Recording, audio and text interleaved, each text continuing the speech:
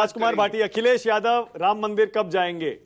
प्रदीप भंडारी पूछ रहे हैं। नहीं, हमारा जो इटावा में मंदिर बन रहा है, केदारेश्वर महादेव का मंदिर बन रहा है, वो पूरा हो जाए, अखिलेश जी ने कह रखा है। उसके बाद सपरिवार ससम्मान पूरी आस्था के साथ राम मंदिर के दर्शन करेंगे। आप समझ गए ना ये वंदे मातरम से सारे मुद्दे विनोद जी कैसे जुड़ रहे हैं? क्योंकि वंदे मातरम को बीजेपी इसलिए आगे करती है क्योंकि उसमें हिंदू देवी देवताओं का जिक्र है। हिंदुस्तान को मां भारती बताते हुए इस धरती को मां बताया गया है और उनको पता है कि इस पर सेक्युलर पार्टियां असहज हो जाती हैं। मानक ये धीरे धीरे कदम बढ़ दर कदम भारतीय जनता पार्टी हिंदू राष्ट्र के एजेंडे की तरफ बढ़ रही है। ये भी उसका हिस्सा है। भाई जिन्ना ने यही सब तो कहा था, फ्रीडम एंड मिडनाइट देख लीजिए, चल रही है सीरीज। तो आप धीरे धीरे वही सारे काम करेंगे तो अल्टीमेटली जो जिन्ना कहेगा तो उससे हो जाएगा। जब इसीलिए 2 स्टैंजा जो है रखे गए थे खाली, और गुरुदेव रविन्द्रनाथ टैगोर और सुभाष चंद्र बोस सारे लोगों ने उन 2 स्टैंजा को मान्यता दी थी।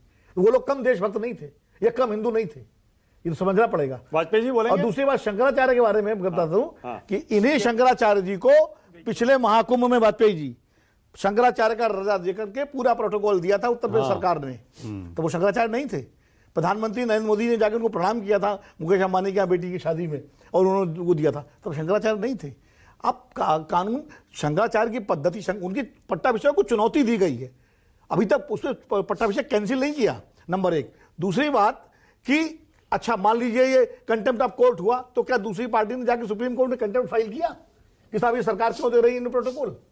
तो बोलिए वाजपेयी जी, बोलिए। नहीं, हम तो ये पूछ रहे हैं 2015 में इन्होंने भी लाठीचार्ज किया था इन्हीं शंकराचार्य पे, तब क्या हुआ? शंकराचार्य बने 2022 में। अरे यार सुन तो लो, मेरी शंकराचार्य 2022 में मैं तो मान ही नहीं रहा शंकराचार्य। मैं तो आप मानोगे अगर अभी नहीं मान पाला के साथ आ जाओगे, अभी नहीं मान रहे। लेकिन हम ये कह रहे हैं कि धर्म को राजनीति से क्यों जोड़ना है?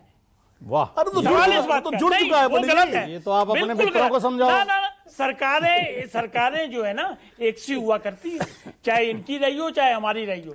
अगर कानून व्यवस्था बनानी है तो कोई भी आ रहा है उसको रोकना। हाँ, तो एक को आप भेजोगे बाजे गाजे के साथ और दूसरे उसका को जवाब मैं दे चुका हूं। हाँ, तो यानी उसका तो जवाब कानून कहाँ है? अगर आप हमको गालियां दोगे तो कानून 101% काम तो करेगा। कानून की सब अगर आप हमको गालियां नहीं दोगे क्या तो बात हो है? सकता है तो कानून काम नहीं करेगा। 99.9 काम करेगा। हाँ, तो आपको 50 मीटर तो कानून का राज कहाँ रहा फिर? देखिए, तो आपका राज हो गया। व्यवहारिकता में आइए प्लीज, व्यवहारिकता में चलिए, आपके साफ गोई के लिए धन्यवाद। इतना बड़ा मुद्दा ये नहीं है। ये जानबूझ के जो सोकल्ड शंकराचार्य जी हैं वो इसको बनाना अच्छा, केशवदेव को मान रहे हैं, वो बनाना चाह रहे हैं। केशवदेव मौर्य क्यों, केशव प्रसाद मौर्य क्यों कहा है बार बार शंकराचार्य? कईयों का बयान है कि वो तो उनका व्यक्तिगत होगा। व्यक्तिगत क्या होगा? सरकार का स्टैंड नहीं है। पंकज चौधरी ने कहा भाई, एक बात उन्होंने कहा अगर सरकार का होता इस बात की माफी मांगेंगे सरकार? 10 सेकंड दे दीजिए। किस बात की माफी मांगी तो मौर्य जी पूछो जाएगी? ना। देखिए, कोई माफी मांगी नहीं जाएगी, ना मौर्य कोई जी मांगने की मानक दस जरूरत है। कानून तोड़ा, मानक भाई, उसके जो कॉन्सिक्वेंसेस होने चाहिए नहीं तो- वो लागू हुए। अब आप प्रोटेस्ट कर रहे हैं, करते रहिए। तो मौर्य जी क्या पूछो। उससे फर्क पड़ता है? आप मौर्य जी पूछो ना। हम लोग चीजों को सुधारना जानते हैं, चीजों को सुधारने की तरफ ले जाना भी जानते हैं। और वंदे मातरम का जहां तक सवाल है, हाँ, विनोद जी कह रहे हैं हिंदू राष्ट्र बनाने की तरफ आप ले जाएंगे तो बिल्कुल जिन्ना वाली बात सही हो देखिए, जाएगी। एक बात और सुन लो, इसमें और क्लियरली सुन लो। जो भी उनका डिक्लेयर्ड एजेंडा है उनको लागू करना चाहिए और वो लागू कर रहे हैं धीरे धीरे। उसमें किसी को कोई ऐतराज नहीं होगा। सत्ता में कौन है? हाँ, वही लोग हैं, तो स्वीकार करो। तो वो लागू करेंगे ना। मुझे नहीं मालूम क्या एजेंडा है। नहीं, एक जो भी उनका अच्छा, है। सिर्फ एक सेकंड भाटी जी, एक सेकंड। तो हिंदू राष्ट्र से आप सहमत हैं?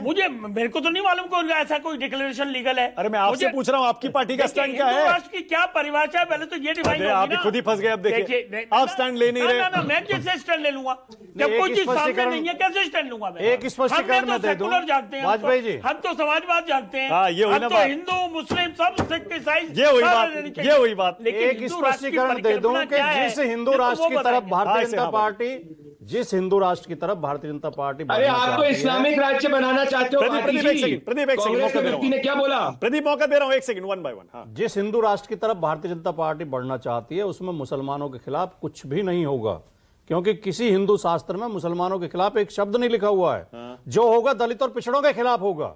इनके हक मारे जाएंगे। क्या दलित पिछड़ा हिंदू नहीं है क्या?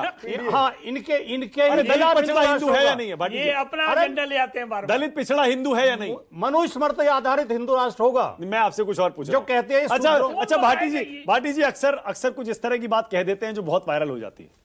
भाटी जी, मैं पूछ रहा हूं, दलित, एसटी, ओबीसी हिंदू है या नहीं है? इनसे बड़े हिंदू हैं, लेकिन ये नहीं मानते। ये उन्हें दोयम दर्जे का नागरिक मानते अच्छा हैं। ठीक है, ये प्रदीप उनकी जल्दी से, शिक्षा के विरोधी हैं, उनकी प्रदीप नौकरी जल्दी के से, विरोधी हैं। प्रदीप भंडारी। तब हिंदू हैं, और अगर ये इनको इतनी फिक्र है पीडीए की, तो मोहित खान जिसने एक दलित बच्ची का रेप करा था करल के अंदर, तो उसको क्यों नहीं अपनी पार्टी से हटाया? और इस्लामिक राज्य लाने की बात तो कांग्रेस पार्टी कर रही है। कांग्रेस के व्यक्ति ने कहा कि वो जमात के साथ अलायंस करना चाहते हैं, जमात जो हिंदुस्तान के संवैधानिक देश को इस्लामिक राज्य ओके, convert करना टाइम खत्म। चाहती है। कुलदीप इस पे कुलदीप कुलदीप जल्दी से वो पेपर दिखाइए, कुलदीप पेपर दिखाइए, क्या लिखा है उस पर। देखिए, मैं तो बोल रहा हाँ हूँ लाइए। शंकराचार्य जी से उनका सर्टिफिकेट मांगा जा रहा है। मोदी की डिग्री नहीं दिखा रहे अपनी, कहीं और अपनी ही डिग्री तो दिखा दीजिए। वोट चोरी प्रदीप करके 10 जो सरकारें सेकेंड, बन रही हैं, प्रदीप 10 सेकेंड्स,